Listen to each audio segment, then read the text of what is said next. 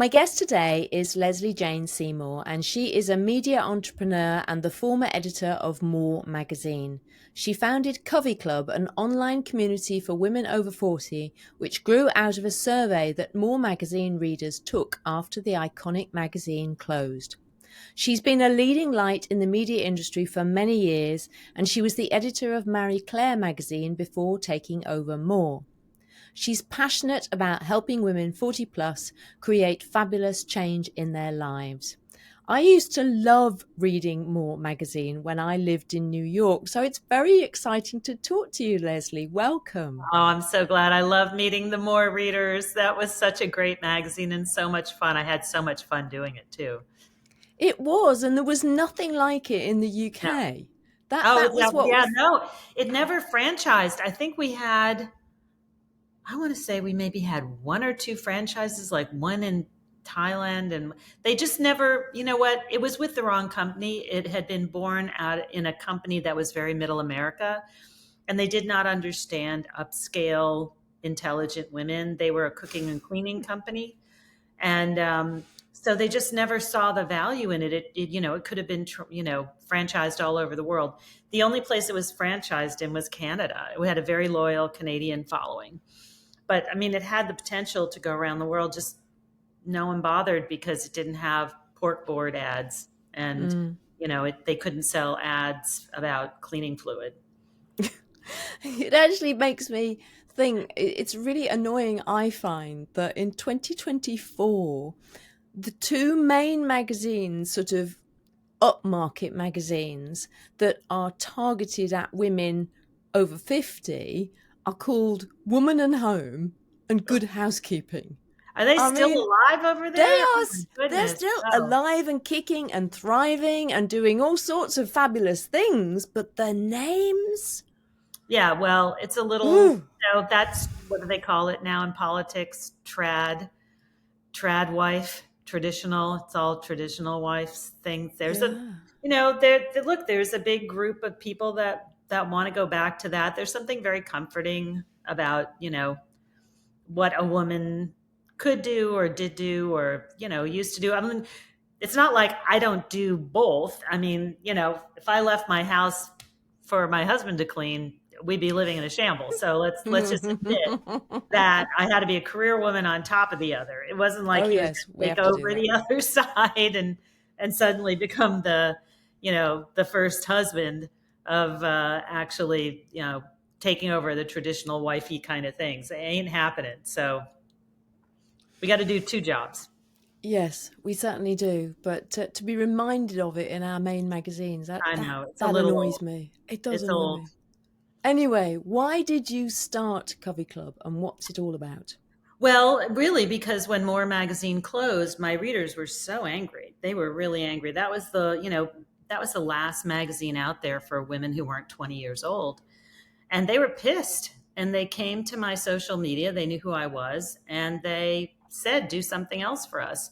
And I said, I don't know what that means. So let me give you a survey because I don't know. I mean, I've only been an editor in chief and I've been a writer. I haven't been an entrepreneur. I've talked to a million entrepreneurs, but I don't know what I'm doing. And so literally, I made this survey. I'm really good at research. And I started making Covey Club off of that. Covey's a small group of birds. I wanted it to be small and intimate. I wanted the idea at the time, this is 7 years ago, all the things where women were meeting were these giant conferences, the Texas Conference for Women, 7,000 women. I mean, you didn't meet anybody. It was just hordes and hordes and hordes. It was great. Michelle Obama would come speak, but you may as well have been home because she was on a TV panel like that big in front of you. And you gave somebody a card and you left and you never heard from them again. And so I wanted something that was the opposite, that was really about connecting and about working together to change lives.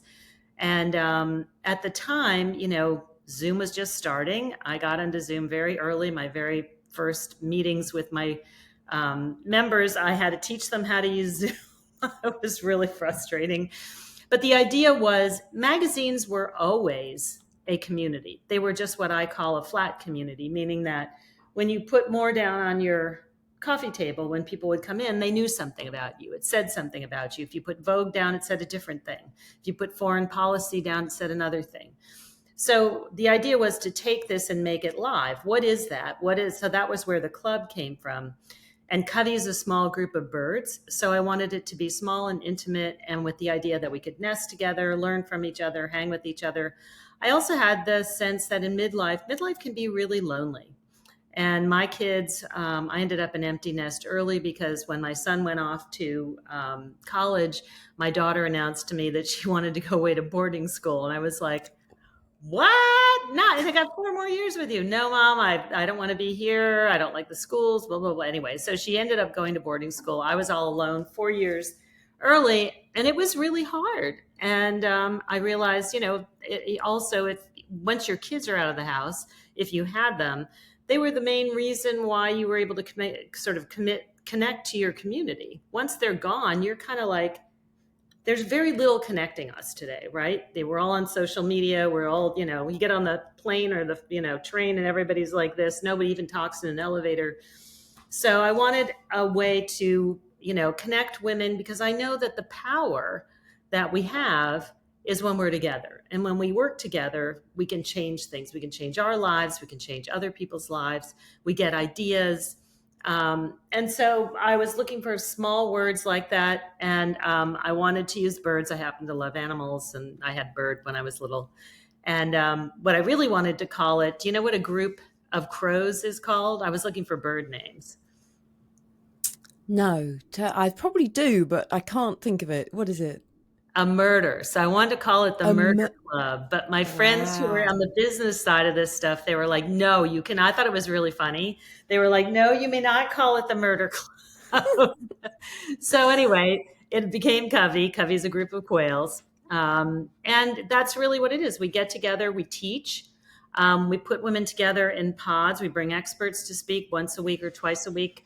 We do speed networking now, which is really, really fun. We do live events. I've been doing big retreats here in New Orleans. That's where I live. 3-day retreats. And now I'm doing single-day retreats in different parts of the country so people can get to me. I'm doing one in New York on September 20th, which is about health and wellness. And the idea is, we can learn together. We can connect together. I'm a real connector. I love connecting people and seeing what happens. I put people together in business. I crash them together. They learn from each other. They hire each other. That was so much happening that we just added a marketplace to Covey. All of us were hiring each other. Like my marketing person came out of somebody who joined the club. And, Wow. that's and it was happening everywhere. And I would hear about it, but there was no way to formalize it. And the truth is, if you're going to hire somebody, and you've already met somebody in the club, and these are, women like you and me, we're already, qualified, smart, experienced women. Why would I go to Upwork and look for somebody? And I don't know who they are. Yeah. Yeah. So anyway, so now we have a marketplace where you can come and you get the full membership and all that, but we also circulate you and your business and your services through Covey Club, through all of our social media, through our emails, through our site, blah, blah, blah, blah. So everybody can give you business formally now. And all kinds of fun stuff like that. We like to have fun. And women, this age really need connection. I mean, as we know, loneliness is damaging to your health and your mental health physically. I mean, it can, lead to things like Alzheimer's and all kinds of heart attack and things like that. We are meant to be together. And the world we live in is way too disconnected. And I think it's getting more disconnected, isn't it? Yes. And COVID played a big part in that. But Yes. I don't think we've really recovered since. I think, No. and No. it's interesting because I'm very introverted, so I like my own company and I like being in my little garden office where I'm recording this. But I'm conscious that because I don't need to go out, I don't go out, and I need to go out. Right. You know what I mean? I'm like, I Right. know it's not good for me to not go out. So, but then there has to be more effort there, I think. And there has to be more effort, I think, as we get older as well, because as you say, we're not doing things with the kids. We're not, doing things that we may have done in the past. It's different things that are going on now in our lives. So it's challenging, isn't it, to Yes. make those connections in later life, I think. Well, you're not, I used to commute on the train and I met people that way, or I met people in the supermarket, or I met people on the soccer field, or at, parents' day at school. I mean, when all that's over, and we're all working remotely, so we're not in the elevator meeting people from other Yeah. businesses near us. I mean, we are very isolated, and that's kind of what we counteract is that isolation. And what's fantastic too is when you work with people who are different than you, who are not, what happened is when I left publishing, I just knew publishing people. I didn't know lawyers. I didn't know doctors. I didn't know tech people. Like, why would I? They just weren't part of my world, right? And likewise for everybody in those other sectors, Covey crosses all of those boundaries and throws everybody together. And what's interesting is everybody's trying to figure out what's next for them. You bring tech expertise. I bring how to tell your story. Somebody else brings how to get up on stage. Somebody else can teach you how to do video, videos for your site. I mean, that's the beauty of kind of where we are in that if we all share our expertise, that's when it becomes really interesting, super interesting. And I think that's the power of older women coming together as well. I'm always Yes, talking about, I have this dream of, this army of older women just sorting the world out because it's a mess and it needs to be sorted out. But it's a that, mess. Yes, it it's a sounds mess. like what you're doing, is you're facilitating that. I mean, the girl power thing is you have no idea how incredible it is. I mean, oh my God, when I first started in magazines and we would all get together and change the world and do things and march, and I mean, we're back. But I've always believed in what one woman can do, because when I edited, for instance, Mary Claire, I would write stories about women around the world who are doing unbelievable things. And these were not privileged women. These were women, in little communities in Africa or Thailand, or, all kinds of places that they were making waves and not taking crap from other people. And they were, changing their own world. And I really believe we can do this. And this is the day and age. And when we work together, honestly, there's very little that can stop us. But It's really we very. go back to the older women are going to save the world. Yeah, we Well, just you know need what? to. I think it's about freaking time. I do I'm too. kind of I sick do. of these men are not doing what they should be doing. All they're doing is fighting, and it's time to get, as they say, time to get shit done. Let's do it.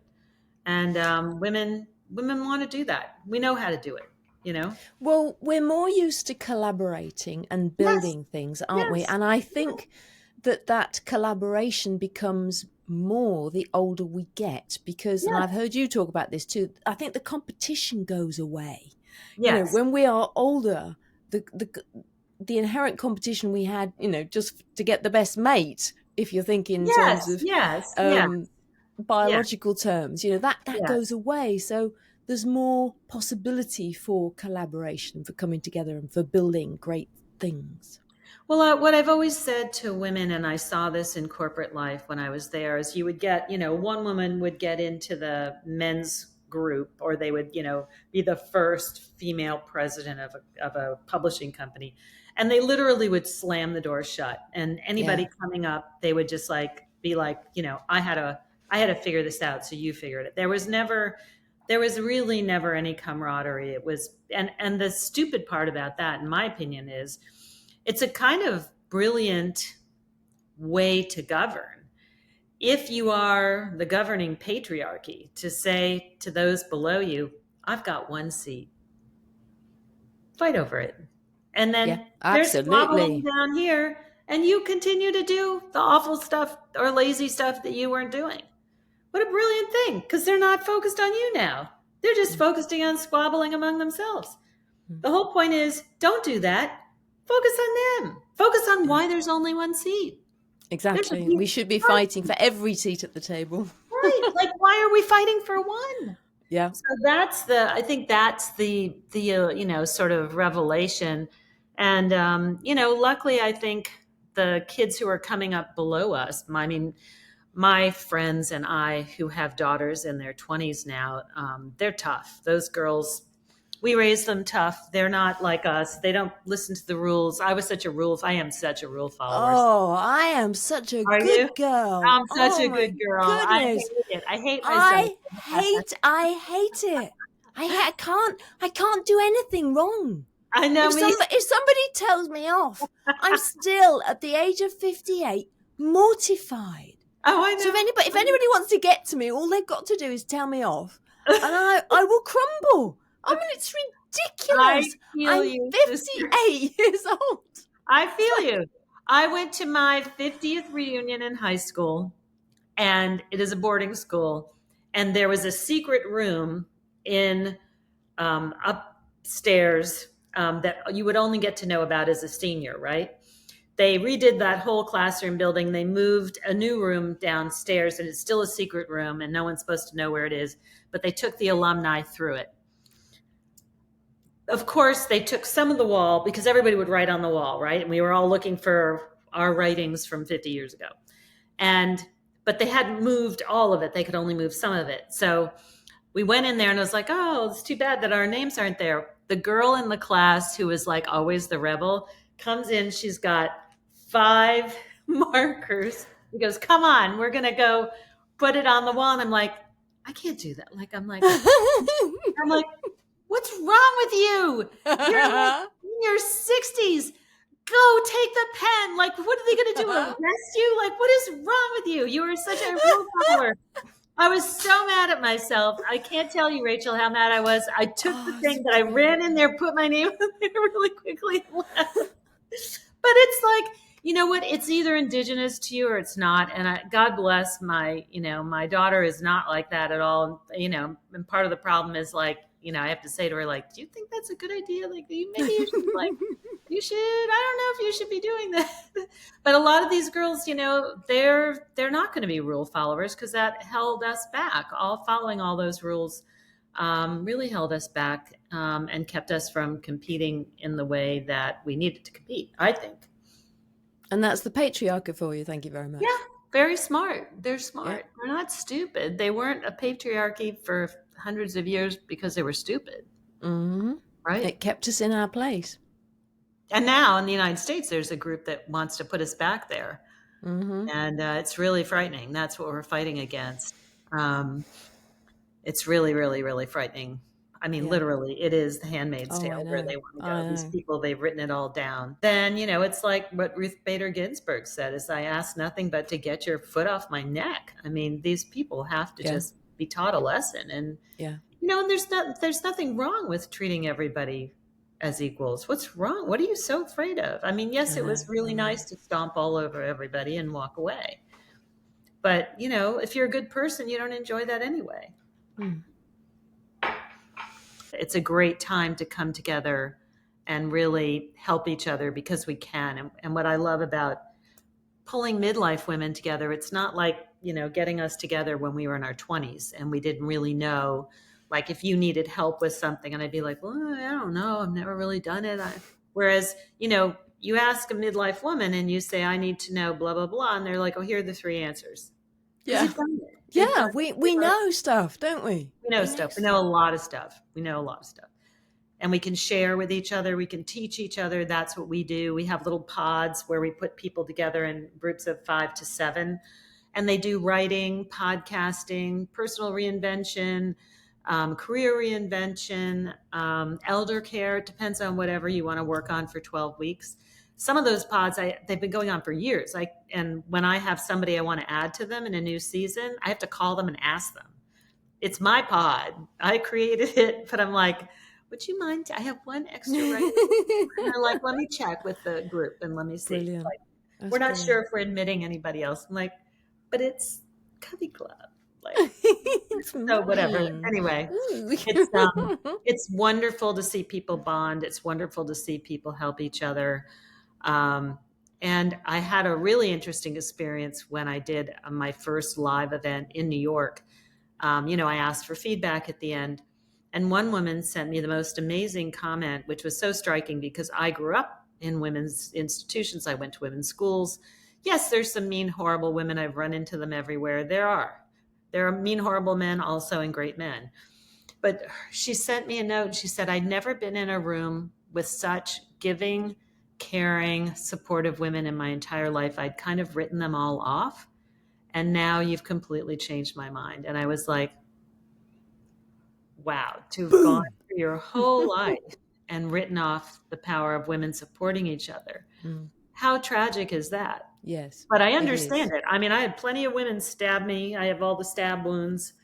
I have all of that. But women can be amazing for other women.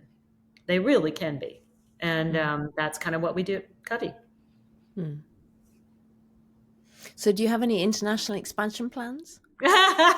Yes, I would love to expand internationally. We have a couple of people. We have a couple of people in Italy and Greece, and where else was the other one? I can't remember. But we do get some people. The only problem becomes the time zone because when we hold our classes and all that, even though we record them, that when the live meetings happen, it's a little harder. But we work around that and try to make it all happen. Some of our best members have been international. So you are welcome to join. Anybody who's listening is welcome to join.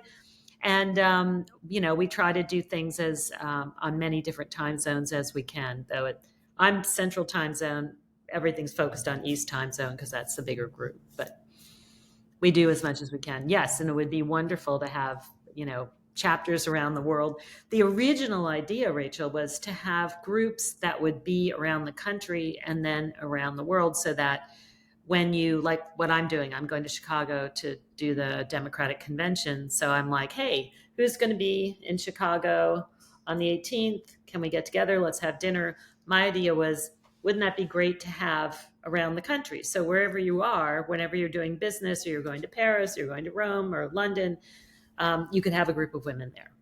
And you knew that they would kind of be like you. And that's the ultimate, when they call it in entrepreneurship, the big giant hairy goal. That's the big giant hairy goal.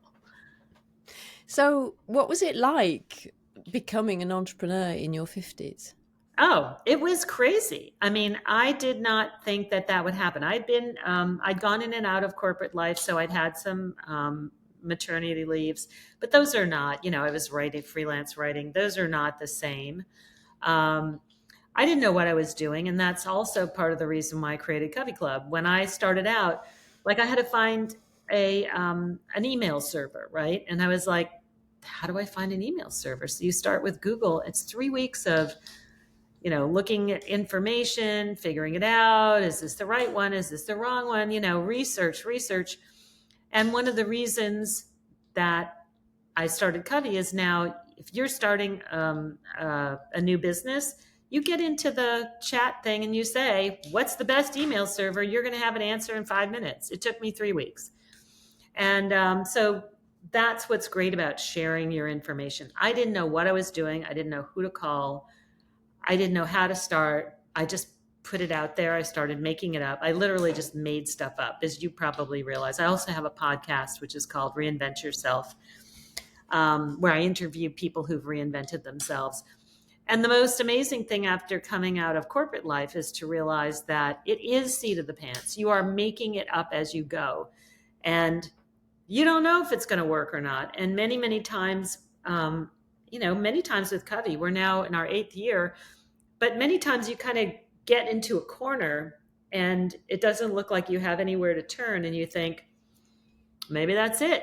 Maybe it's over. Maybe we can't grow. Maybe we can't do anymore. And then you kind of think about it and you come up with other ideas, and then you kind of back yourself out of the corner and you're back on the road again. It's very weird thing. And then it's ups and downs, and like, you have a good year, great year, and you're like, yeah, I got it. And then the next year you have a terrible year and you're like, what am I doing wrong? And then the next year's good. It's like, it is truly a different experience than corporate life. It's just very different. But what I really, really, really love and enjoy is that I can have a conversation with you at lunchtime and I can execute by dinner. I was in such a big corporation that all my ideas sat on somebody's desk for a year sometimes. And then somebody else would have done it. And, and I'm full of ideas. And to be able to execute right away, and some of my ideas stink. They don't take off, but some of them are good. And you have to do it in order to find out. The worst part is if you're hampered from even getting going. Okay, I'm going to change tack a little bit now. I'd like to know what it was like when Michelle Obama guest edited More Oh, she magazine. was the best. So this was a crazy story because we had her on the cover. I put her on the cover before her husband was in office. What had happened was, I just come into the magazine. I think I came in January, and I was looking to get away from celebrity covers, and they had not put any women of color on the cover. I think they put one maybe in their whole history. Bad. And so I was like, okay, I want some diversity. We don't need do we have to have a celebrity? I was so sick of celebrities. No offense to celebrities, they're great, but like it gets really boring. And so she was out on the scene. I'd watched her do stuff, and I thought she's a real, more woman. She was that strong, interesting, intellectual, and who knew where her husband was going to go? We didn't know. And so we arranged, I tracked her down, and we arranged to do an interview and said, if your husband gets a nomination, we'll put you on the cover. If not, we'll run you in the inside. And she was like, fine with that. So we did it very early on, I want to say in the spring, and it was aimed for the October issue. And I will give you this, that they were incredibly professional. And unlike Hollywood, what happened was, so I was all ready to go with my October issue with her on the cover. And apparently Anna Wintour, my old boss, called her from Vogue and said they wanted to run her on the cover in October. And they called me and they said, would you mind if she ran, it was September. They wanted to put her on September before me. And would you mind if Vogue went before you? And I was like, yeah, because I was the one who cut the deal originally, and her husband did get the nomination, so we were going to put her on the cover. And I said, and we usually, what happens, like in Hollywood, the bigger magazine would Bigfoot you, and you would just get totally screwed. They went back and told Vogue, gotta wait. Sorry, more was ahead of you. Wow. That was one good uppance.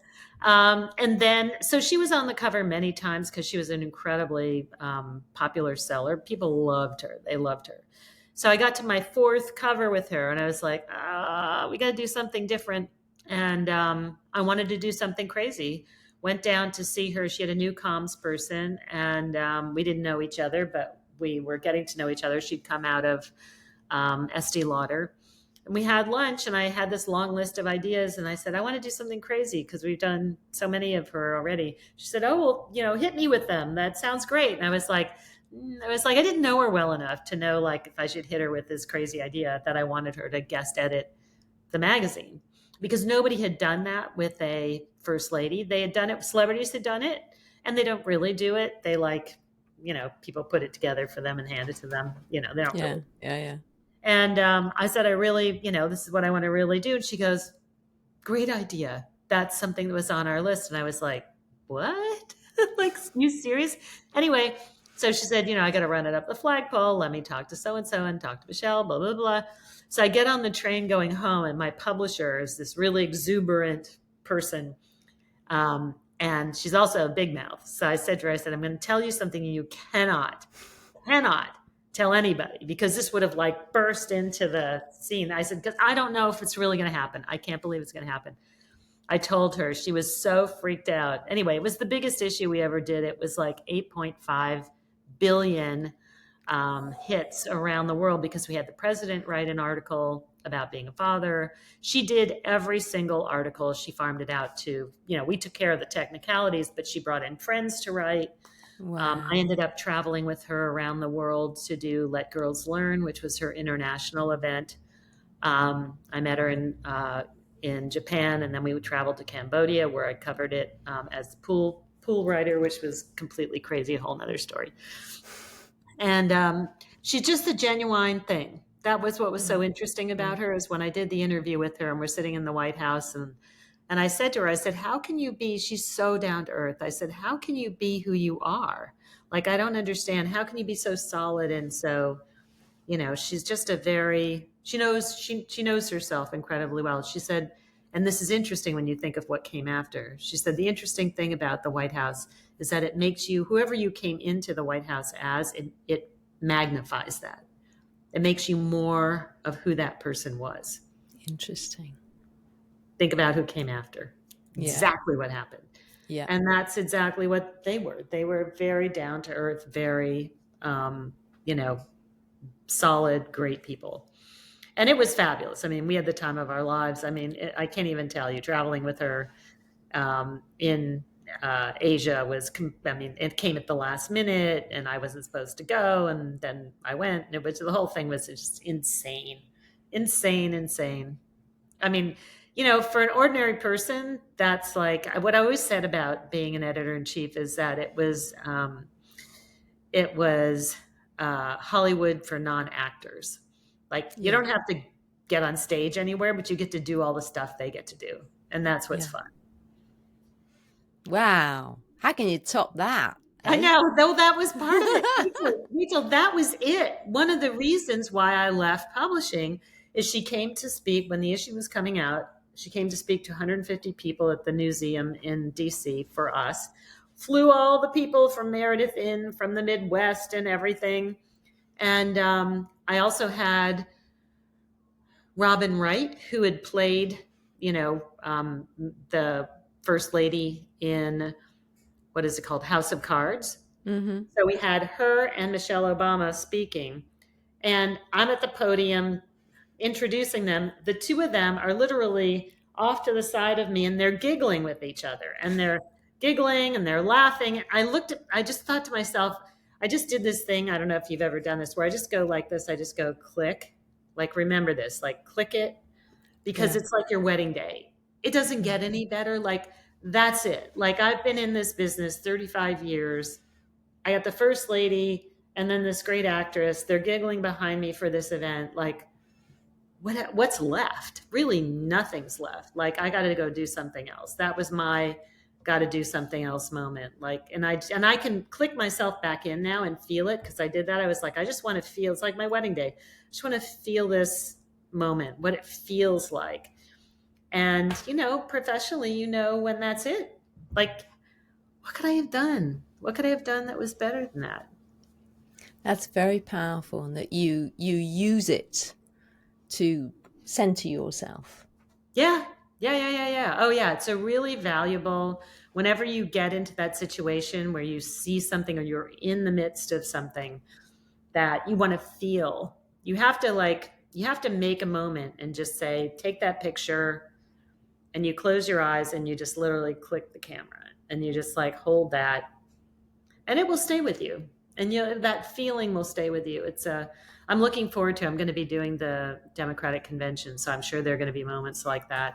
I did that. I did the convention for Hillary as well. And I snuck into the convention when this is the one time I was not a rule follower. I've been there for the whole convention. And what I didn't know is not everybody who works the convention can get in on the night she's speaking. And I'm like, I'll be damned. I've been here the whole time working for this, and I'm not going to see history. I'm not going to see her speaking. So you have a lariat, and I guess it must, I didn't know what the things are like. Now this time I'm going to find out. I'm going to make sure I get in there, I hope. But mine didn't have the right, I didn't know there were like tiers or whatever. So there's, guys looking around, they're holding the doors. You've got to clear out if you don't have the right thing. So there was an auditorium with these, how chairs are filled, and then there's like a spot as the auditorium fans out. There's like a spot or two that's empty. There's no chairs there. And I was like, I crocked my knee and I put my other knee over it as if I was sitting, because I knew if I stood, the guys would see me. So I looked at the people next to me. They're like looking at me because I'm fake sitting. I'm like, doing the exercise fit sitting. And I eventually had to get down on my knees because it hurt too badly. But I had to stay as low as a seated person. And I was just like, just don't tell me. That's why I watched the whole convention. It was the only time in my life I did not follow the rules because I was so pissed off. I was like, you got to be kidding me. You're going to kick me out now? Like, I've come here for this. This is history. No, I'm not, I'm not leaving. You're going to have to, my daughter would see me on television being carried out. I'm not leaving.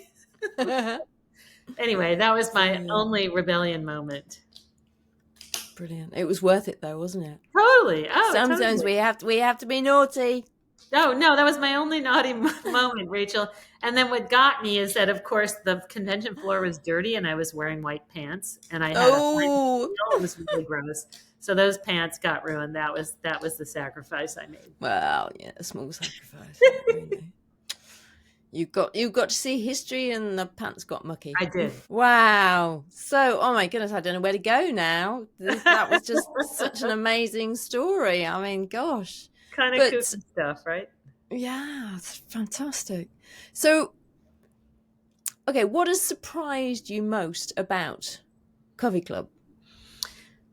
The most surprising thing is that I thought it would be weird for women to bond with strangers. That was the only thing I thought, like, because most of it happens over Zoom. We do get together live once a year, or now we're doing it on these individual days, which may be 3 times a year. But I thought, that's how we have to do it, because if you want to make something national, I like Zoom. I don't mind it. But I was unsure. And the really interesting thing that came out of it was that actually women felt that bonding with women who they didn't know was easier when they want to make changes in their lives than working with their friends. Because and it kind of makes sense. When you're in a friend group, remember that you're in there for a reason. They liked you the way you were. They liked you. That's the way you were. You want to change and move out of that. Why would they help you? They like you the way you are. Like, what do you mean?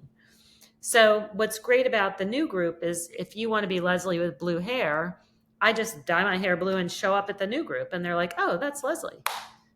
It's not like, why did she change her hair? It's like, oh, you've always had blue hair. It's a very different way of starting a conversation. And it works. It really works. It's a very interesting, odd thing. And it's actually quite powerful working with people you don't know. You can really be seen by people you don't know in a way that you can't be seen by people you do know. Yes. They've already made their mind up about you. Not in a bad way, but just that's what happens. We put you in a box. I know who you are, right? Also, I think friends can get threatened by change. It's like, Totally. the crabs in the bucket. Totally. And the crab's trying to get out. I like that. And the crabs drag them back down again. It's like, no, you're staying in the bucket with me. Thank you. Well, there is some of that. And then it's very threatening. So if you're in that kind of crabby situation and all you do is complain, this and that, and I can't make a fix, and I can't fix that, and I can't fix that, and everybody's in a kind of boohoo, we're all boohooing together. If one of the crabs gets out of the bucket, now what does it say? It can change. Yeah. Now what am I going to do? Like, that makes me uncomfortable. Now the rest of the people left there are very uncomfortable. Yeah. So it's better to have everybody unhappy than to have somebody not unhappy. So sadly, yes, that's an unfortunate dynamic actually that women have, isn't it? I think, we need to try and change that, I think. Yeah. Well, part of it is that you make different friends over here for this reason, different friends over here for that reason, and then you can have old friends for other reasons. And different friends at different stages of our lives. I'm often talking about how as we get older, we may need different friends. I've certainly got very different friends now to what I had when I was younger. Me too. And I think that's great. And I still have my very old friends, but I have new friends as well, which is lovely. Right. I think that's really powerful. Yeah. They're different friends, different points, different, I find I make different friends at different stages of my life. When I had young kids, all my friends had young kids. And that was great fun. And I learned a lot. And now I'm at a different stage. And, I'm really interested in women who are my friends tend to be a little bit older than me. And they've kind of figured out this midlife thing and where they're headed and all that stuff. And I learn a lot from them, Mm. And what do you And do go ahead. Sorry. I was going to say, what do you do differently now than you used to do in your career? Everything. One of the big things I'm thinking of as I'm going up there and packing, I'm like, how am I going to handle getting up every morning and doing, going somewhere? Like that takes a lot of energy. I forgot what that's like. Like, Mm. and I'm going to be in a hotel across town. It's going to be hell trying to get there. Mm. I don't know anything about Chicago. I have no idea where things are. So it's going to be a small nightmare. I'm like, oh yes, I remember that. Because I now, I have my own schedule. I can have breakfast when I want it. I can have breakfast I want. I'm very picky. I have a much more relaxed life. I get a lot done, no distractions. Um, and I do crazy shit that I would have never done. I moved to New Orleans 5 years ago with my husband. We packed up and left the boring New York suburbs. And we gave this a try. It's been insanely fun. The people here are fun. They're eccentric. They're a little crazy. The traditions here are crazy. I joined a dance group where I march in the Mardi Gras parades. I mean, honestly, Rachel, if you told me 10 years ago that I would be my age marching in Mardi Gras parades, I would have spit milk through my nose. I would be like, That's a you got lovely me. vision. No, but I mean, like, not me. Like, this is not me. But Yeah.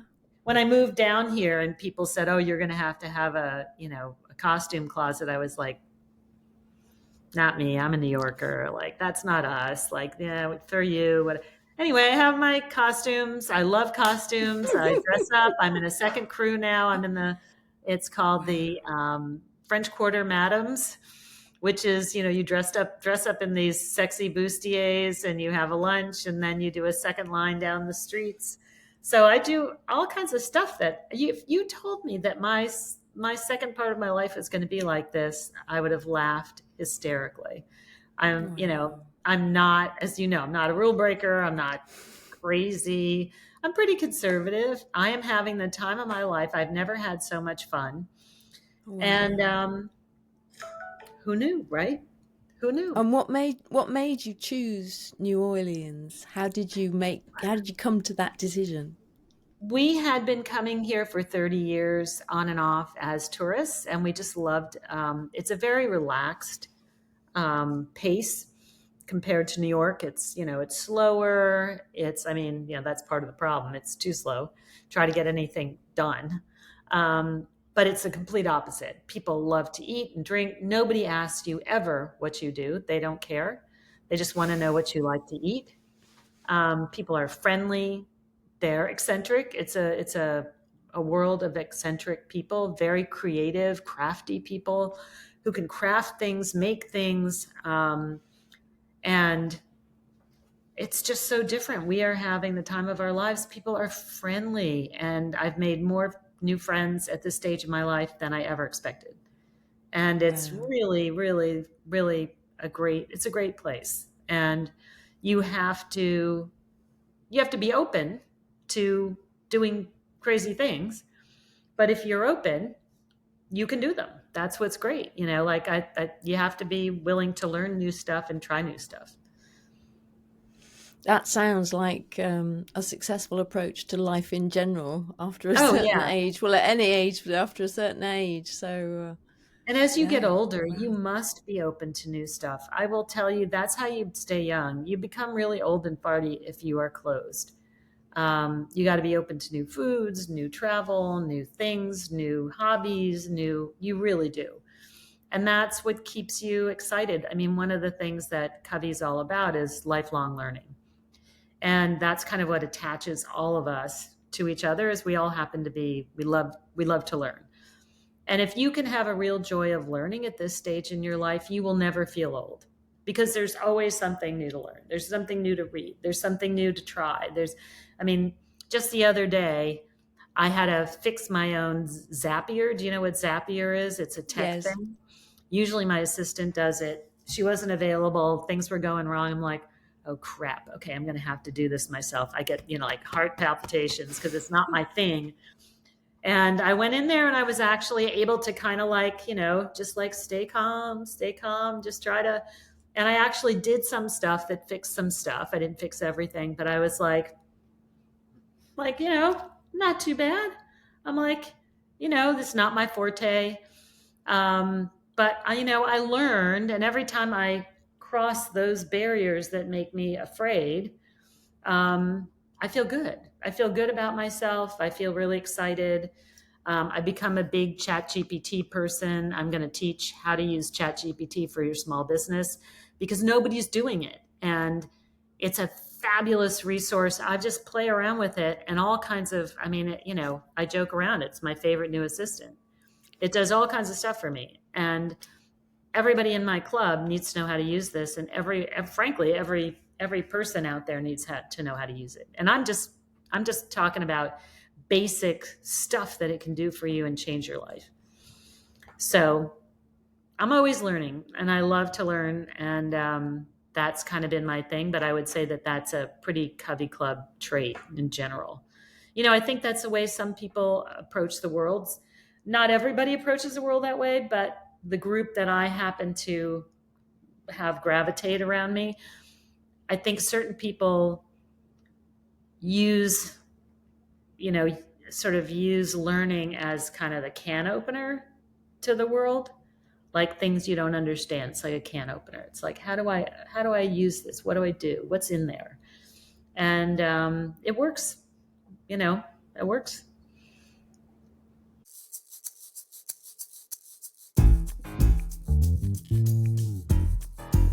Thanks for listening to this episode of the Magnificent Midlife Podcast. If you enjoyed it, please subscribe, follow, and share it.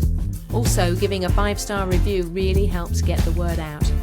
You'll find the show notes at magnificentmidlife.com. That's also where you can get my book, Magnificent Midlife, Transform Your Middle Years, Menopause, and Beyond.